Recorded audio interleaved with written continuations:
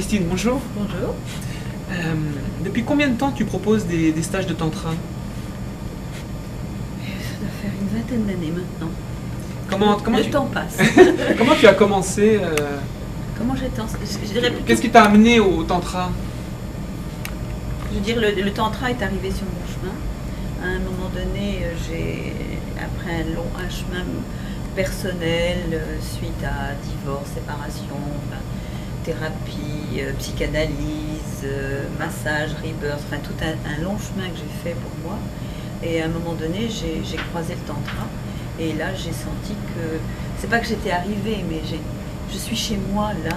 C'est comme si j'ai rencontré là quelque chose que j'ai toujours cherché dans ma vie. Il y avait tout ce qui me semblait un peu disparate que j'avais visité auparavant se retrouvait réuni en une seule discipline, celle du tantra. Et j'ai l'impression d'être chez moi. C'est exactement comme la rencontre avec l'Inde. Quand je suis arrivée en Inde en 87, j'ai l'impression d'être chez moi. Et depuis, je vais tous les ans en Inde depuis 1987. Le tantra, c'est pareil. C'est comme le voyage. Pour toi, c'est quoi le tantra? Pour moi, avant tout, le tantra, c'est être.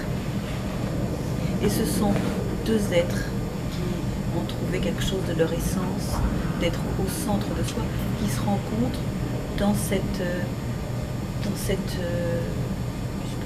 c'est difficile à donner des mots, mais dans cette intériorité, dans cette essence, voilà. Et voilà. Et tout le reste, je dirais, c'est accessoire. Mais la chose la plus importante pour moi, c'est deux êtres qui ont touché quelque chose de ça. Là, on peut parler du tantra. Alors, tu proposes une formation personnelle. Oui. Alors, tu as une équipe autour de toi. Oui. Ça se passe sur combien de temps? La formation personnelle se déroule, c'est 24 jours répartis sur 9 mois.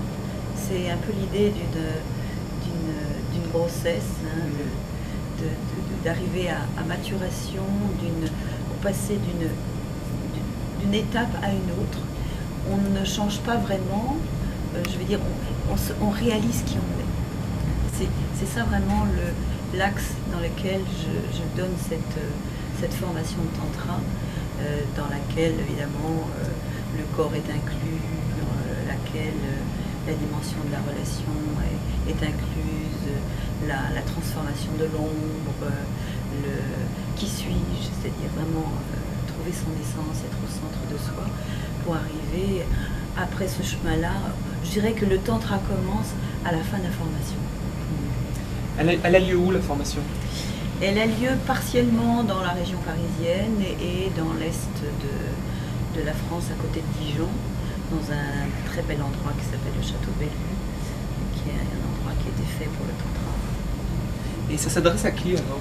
Ça s'adresse à toute personne d'abord qui veut faire un chemin continu dans le tantra, avec un groupe de gens qui avancent à la même vitesse, et qui a vraiment envie de rentrer dans ce processus du tantra. On peut faire évidemment un week-end de tantra, une semaine de tantra, mais là c'est vraiment un processus avec un développement. Et ça s'adresse aussi à des professionnels de la relation d'aide, ça s'adresse aussi à des thérapeutes. Mais là, pour des gens qui souhaitent l'utiliser professionnellement, je leur demande de le refaire une deuxième fois en tant qu'assistant, pour avoir la vision de la situation d'animation déjà en tant qu'assistant. C'est d'abord et avant tout un chemin personnel, une formation comme ça. Alors, je sais aussi que tu proposes des journées de méditation. Quel type de technique tu proposes dans ces ateliers? Essentiellement, majoritairement les techniques de méditation active, parce que ce que je peux percevoir à Paris, région parisienne, nous ne sommes pas d'une culture de méditation. Et pour accéder vraiment à la méditation, c'est vraiment fondamental de donner des outils avec les méditations actives et qui font vraiment un pont entre notre vie occidentale stressée et ce qu'est vraiment l'essence de la méditation. Maintenant, je propose aussi un week-end, une je vais dire une préparation à Vipassana, hein, qui est là vraiment la méditation assise. Mais ça s'inscrit dans un cheminement où on a déjà traversé tout un tas d'étapes avec la méditation active et qui nous aide, nous occidentaux, à trouver la paix, le silence, après avoir bougé, respiré, dansé, chanté, enfin, et trouver cet espace-là. Alors, justement, tu parles de Vipassana. J'ai lu dans le Figaro, je crois que c'était la méditation la plus pratiquée par les Français. Qu'est-ce que c'est pour toi, Vipassana? Comment tu peux expliquer ça? Pour moi, Vipassana, c'est trouver l'état de Vipassana. C'est un état de